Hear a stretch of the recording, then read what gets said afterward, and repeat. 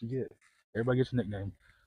All right, hey, we are live here, River City Sports Media, here in South Webster. Huge SOC game tonight between the South Webster Jeeps. They're hosting the Williamsburg Pirates. This is one of those games, guys, you just can throw the records out the window. It doesn't matter. Both teams have so much talent when it comes to soccer.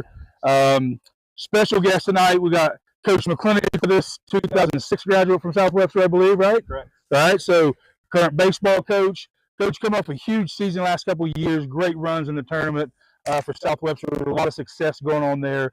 Big things happen out here at South Webster. Obviously, the viewers can't see it, but, you know, the dome that went up a couple years ago when my son first came out here, his first year out here, the dome came up. Huge complex out here, multiple uses for it, from soccer, baseball, softball, just the two basketball courts, just tremendous facilities out here at South Webster. So, Coach, kind of give us a rundown.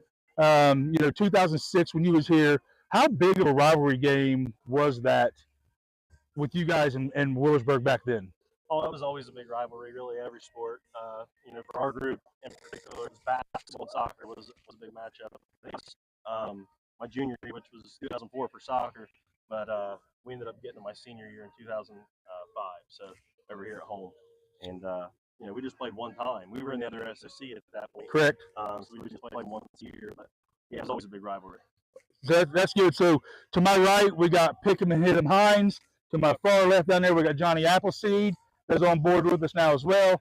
And then we got, you like that one, didn't you, Radar? Johnny Appleseed's part of the team now, right? Then we got Sugar Daddy J.C. Evans as well. So, and of course, like I said, Coach McClintic. So, Coach, kind of leading into this game, the last, 3 years my son was out here, and this was just one of those games, like I said, it was like going to come down except really pretty good whipping on South Webster at Williamsburg, which was our first. I think some of the kids from South Webster got a little piece of me that they'd seen before. Probably some words I'd never heard before after the game as well, because I don't like to lose very much, but and I'm very competitive. But so back in 2006 in those games, was there a lot of physicality that went on back there, or was there more of a technique? Or was it more of a strategy, or was it just get after it? And it was a lot of physicality during those games. There was a lot of physicality. I feel like our group, we won the first district championship ever in soccer in 2004. So Jackson's second year, my junior year. So his first year was my sophomore year. Now he's in year 23, I think. Yeah, 23. So, he brought a lot of good stuff. His knowledge of playing Mount Vernon, all the Claxons have. Yep. I feel like we got a lot more, tactical than just kind of kicking it up the field and being athletes, but the games were still physical. Yeah, absolutely. Johnny, what do you got for Coach McClintic? Well, I guess my question is what do you think maybe has changed the games from when you played to now? What's changed, you think? I think these guys are a lot more skilled than what we were. We were more direct, we weren't tactical. Through balls and diagonal runs, and we like to bring the ball down the side, and a lot of the same things you'll probably see from South Webster and probably Williamsburg tonight. But these guys, the skill, as far as passing and the controlling the possession of the ball, it's a lot better than when we played. I would say just sports in general these days. There's not too many people have kids who specialize in one sport. We just don't have schools in this area they're able to do that. I was gonna say some of these kids probably play all year round. So they're playing some soccer now. They're working on their skill levels, whether it's basketball season or it's baseball season for you. It's like it never stops in this area for any of the kids really, because no kid really wants to get left behind, right? I'm not gonna let a kid from another school outshine me, so I got to put extra work in. And I think the whole strategy of training these days is completely different as well, And I think you could probably vouch for that, especially from the baseball side of things. Oh, absolutely. And you were talking about three-sport athletes out here, especially. We can't survive. We tell them, our good athletes, we can't survive and compete at all three if they don't play three sports. Yeah. Now, not everybody does. Most of them play two. But a lot of these guys out here are three-sport athletes, and you should see their summer. We're lifting for baseball in the morning. They're going to the field, taking reps, getting in the cage, doing their long toss. They're going over to basketball. Then they're coming to soccer for soccer that evening. Yeah. And it is like a full-time job, almost like a college thing. I think that's what we've all seen. Probably the biggest transition in high school sports lately is that a lot of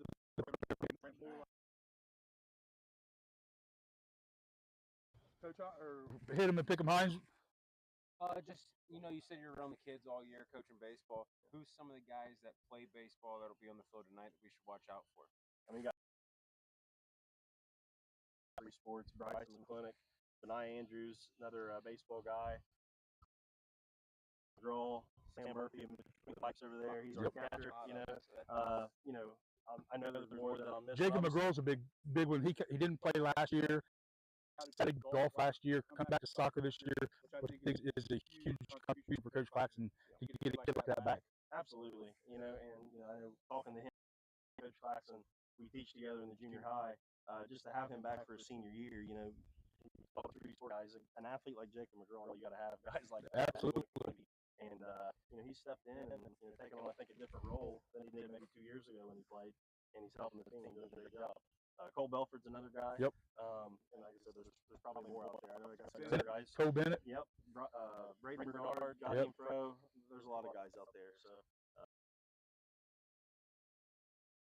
South Webster being the size that we are out here, it is very unlike you run a kid that is specialized in one sport. It's at least a 2 or 3 sport athlete that's out here. So, Absolutely. JC, what we got? I was just a successful program. Being the smaller schools in the area, you have to have kids playing multiple sports. I agree with that. But we're gonna kind of pivot. You return a lot in baseball. We can go ahead and touch on that. You return a lot in baseball. Was over farther out, like it's. Yeah, we were in the regional final. Got beat by New York Catholic this year. Yeah. Kind of ran into a buzzsaw there, and but we expect back there and hopefully take it a step farther. Like you said, lost 3 seniors, very important seniors. Mm-hmm. Tristan Bernard, Brody Perkins. Yeah. We'll miss those. We got young kids who were kind of waiting that normally play for us, but because we had a lot of older guys, they're going to maybe get a chance this next year, and some freshmen coming in too. They'll have an opportunity to play. Absolutely, yeah. I think one thing might get lucky enough. And the whole thing is, it looks like New York Catholic might have to go up a division. The number of kids they have that have came in and out of there, there's an opportunity they might get bumped up one division for you guys, which would be a huge help. I actually looked at that today. The cutoff for D7 was 100. They were at 100. Oh, imagine that. But it said it was preliminary. Right. A couple of weeks before that. Hey, if they're there, I mean, you got it. If you're going to be playing good teams at some point, you can't run away from anybody. So, we can't run away from anybody in the league. And what we always tell our guys is, you're not going to play anybody until the state level. Maybe not at all in the whole state D7, but you don't face in the league. Willersburg Valley, Waverly, Minford. The teams that we play in our league. Yeah, but playing in that league has to help during tournament time because you're playing. You see in basketball as well that you play bigger schools, and it's almost like when you get to tournament time, the first couple rounds is sigh of relief. Absolutely. It is because you're playing teams that you otherwise would probably never even schedule. And it's not for everybody. Our kids have learned here from playing those teams their whole life growing up that you may not go undefeated, you may lose and take your licks, but you still have an opportunity to compete in the tournament. 100%. D4 or D7 now, and that's what I always tell people. Say, why don't you schedule down and off-season, non-conference games? Why are you going playing Courthouse? Why are you still playing these other teams, Greenup County, Jackson? Because I don't care about my win-loss record. It's preparation for the tournament run. How many wins you have in the regular season? If you're confident in your team, the draw doesn't matter. Absolutely. 100%. Yeah. That's Shad Ford at Notre Dame does the same thing. I mean, I respect the coach that does that. Win-loss doesn't matter. You want to go as far as you can in the tournament. That's the goal. Yep, absolutely. Johnny?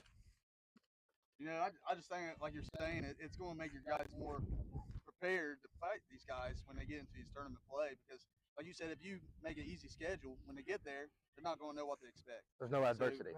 And, a lot of schools around here now, like Ironton and all them, they're actually starting to schedule these bigger schools, so they're ready for that higher kind of play they're going to play against when they get into the playoffs. So I agree with you right there. It ain't about the record during the season. It's about what you can do when you get out of the season and postseason and stuff. So. Definitely. You don't want to be shell-shocked when you get in the tournament and you see a really good pitcher. We ran into a really good pitcher in the Elite Eight there, but we'd also seen a guy throw 90 in our league. Powell from Valley. We'd seen Heimbach. We'd seen, so on and so forth. We've seen guys. So we weren't shell. Absolutely. So I think, with tonight's soccer game, there's a lot on the line. It's a race for the SOC. Who's going to take control of the SOC? It's a quarter way through the season yet, obviously, and with conference play just really getting started. What do you see tonight going into this game for South Webster? what's Coach Claxton and his guys got? You already touched on it earlier about the Willersburg-South Webster rivalry. I mean, our guys, they want to beat Willersburg. So I think the thing is about these guys is they've beaten them in other sports, and what's plagued South Webster for a long time is worrying about the name on the front of the jersey instead of just going out there and playing. And I think these guys have played, enough throughout all three sports. That they're not going to pay attention to the name on the other side. They're just going to say, hey, go out there and play the same game you played all year. You guys are ready for this. You don't have to do anything special tonight. Yeah, I would agree. Hit him and pick him, Hines? No, I mean, touch on what he's saying. They beat him in baseball. They beat him in basketball. So basketball was a 5.5 touchdown win, if I want to reflect on that one. So just saying that was a good win. So yeah, I'll take that one for those boys. That was good. We'll get to some. So real quick, obviously, with Willersburg coming in, they're a very talented team. They got a player I believe just broke their school record for goals last week. Sylvia did. A couple years ago when we played Willersburg in the tournament, they beat us twice regular season, 2 very close games. He basically double teamed Max Hagens, and I don't believe Max Hagens got but 4 shots off, and not one of them was closer than 30 yards out. Coach's aspect, what would you look at tonight going into this game to be able to stop Sylvia to give yourself the advantage to out? I definitely agree with you. I mean, obviously, baseball is a little bit different than maybe basketball and soccer, where you can take those opportunities away from somebody. You can't take the bat out of somebody's hands unless you walk them, of course, in baseball. But I agree. Make the other guys beat you. Yeah. Make the other guys beat you. See what they have. If you think that's the key to their victory. Sometimes you got to look at it as if I was the other coach, what's the key to us winning? And then you have to think of it that way. 100%. And I think that Coach Eastet would probably say the key is our best players have to play a good game. So I think it makes sense to take away their best players, or at least attempt to do that. Slow them down. All right. So before we get into some picks, shout out to South Webster hosting us tonight for the pregame show for big soccer game. Shout out to our sponsors. Brace yourself, orthodontistry, New Boston, Portsmouth Brewing Company, the Soda River, the Portsmouth UPS. Thank you to those sponsors. Those are the ones that help provide the shine and flowers they deserve, especially big games like this. We want to make sure that these guys get that coverage they need. Across the board. So first pick, Johnny, I got here is for football, high school football. We got Manchester is at East this week. I know they haven't beat East in a while, but I think this might be their year to take the win. JC? Well,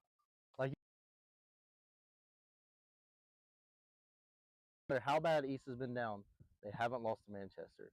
It's kind of when Adam Bailey first took the job, he never lost to Notre Dame. He's only lost to Notre Dame one time, and I think there's 6 years coaching.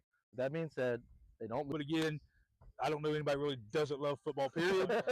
So for you, man. You got to go with Manchester. I've known Adam for a long time. I have a lot of respect for Bailey. I'm going to go with East. Hey, go Tartans. I mean, I am. So next game we got up here, Johnny Apple. This one's a hard one. I mean, I think it's going to be a very good matchup. I think both sides match up pretty evenly together. I really think it's going to be a defensive game. I think it's going to really who's going to be able to put the ball in the end zone. So I mean, with that pretty dominant team in this game, I think they're all okay. All right, JC. When you get off the bus out at Willowwood, you're down 14 to start. You're 10-yard holding, moving it back. And I think Sims Valley already is a better team. So you don't go into Willowwood. Valley being home, I'm going to go with Sims Valley. All right. Yeah, how about you, Hines? What coach and them said, I'm going to go with Sims.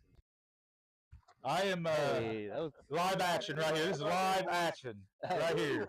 Right? It doesn't get any closer than that. That's right, live action. They didn't get my coffee, though. They did not get my coffee.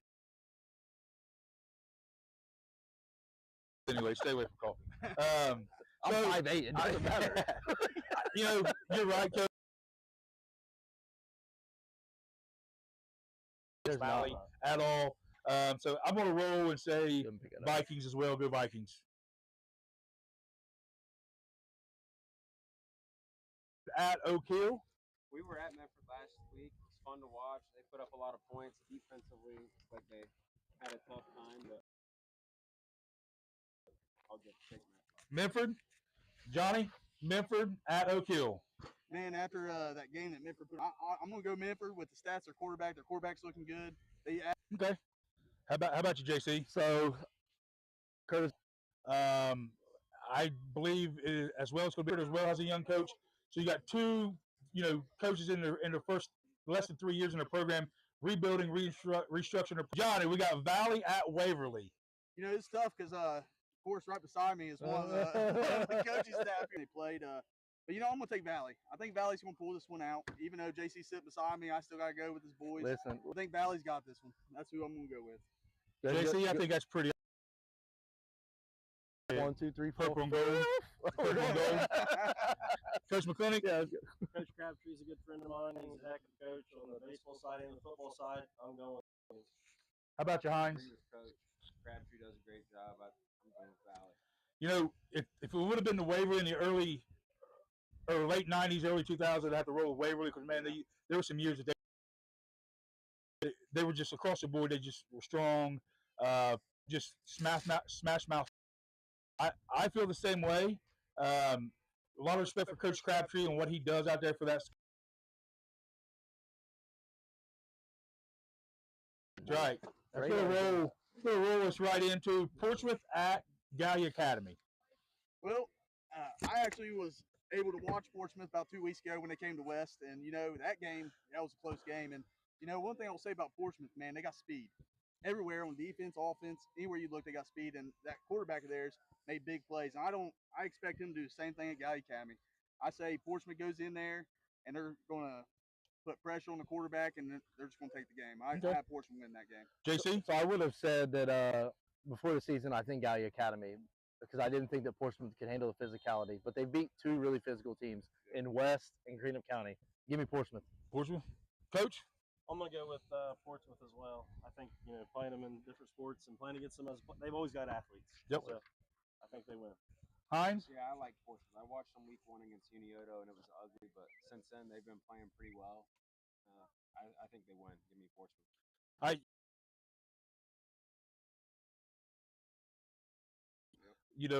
With how things are in Portsmouth, trying to get those kids to buy into the system. It is a lot of the parents that are down there. I'll just say it, Portsmouth is a very selfish town sometimes when it comes to their athletes. Parents are very selfish sometimes. They don't see the big picture. So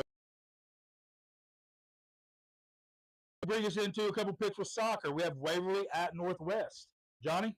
Well, that's my game. That's why I went to school, I played, and it's something I hold dear to my heart. I got to watch Northwest play at West again. I covered that game, and Northwest is a very physical team. I believe they come out, and they're really good at controlling the midfield, which is big to me in soccer. If you control the midfield, you control the game. Physicality is going to end up winning the game. Got it. JC? Things we never thought. Coach? I'm going Northwest as well. Yeah, that was good for me. Yeah, right, yeah. I'm going to have to go with Northwest for the simple fact that Waverly's a football school, and it's for them. So the next game we got is Clay at St. Joe. Johnny? Well, Clay's always, a decent team. They struggled some last couple years, but St. Joe, man, it's a different animal up there in that sport, and they play on a field that a lot of people can't play on. So I think, again, St. Joe comes in. I think they take the win, and I think, again, their physicality is big too, and they're controlling the ball and getting it to the players that need it. I know never count on them. I'm going to go St. Nick Sylvia, breaking the record and everything, a shooter. They have other shooters and they have other weapons. Soccer for 4 years, a lot of them.